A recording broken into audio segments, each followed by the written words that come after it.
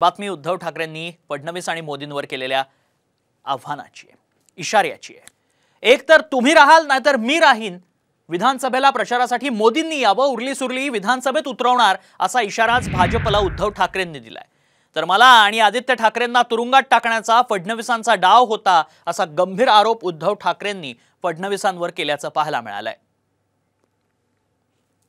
ज्यावेळेला अर्जुनांनी पाहिलं की अरे माझे सगळे सोयरे माझे नातेवाईक माझ्या समोर आहेत, यातना होणं स्वाभाविक आहे, मलाही यातना होत नसतील कालपर्यंत माझ्या घरामधली सगळी लोक हे माझ्या घरावरती चालून येत आहेत।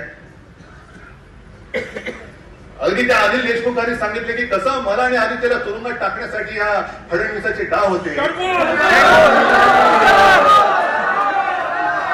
सगळं मी सहन करून जिद्दीने उभा राहिलेला आहे, तर तू तरी राहशील तर मी तरी राहील।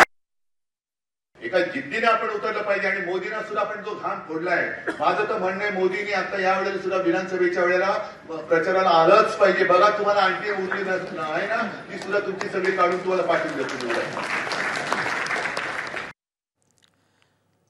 दरम्यान आम्हाला धमकी देऊ नका, महाराष्ट्राची जनता आता तुम्हाला सोडणार नाही असा पलटवार चंद्रशेखर बावनकुळेंनी उद्धव ठाकरेंवर केलाय। उद्धव ठाकरेंनी दिलेलं आव्हान आम्ही स्वीकारलंय, त्यांनी आता मागे फिरू नये असं आशिष शेलारांनीही म्हटलंय।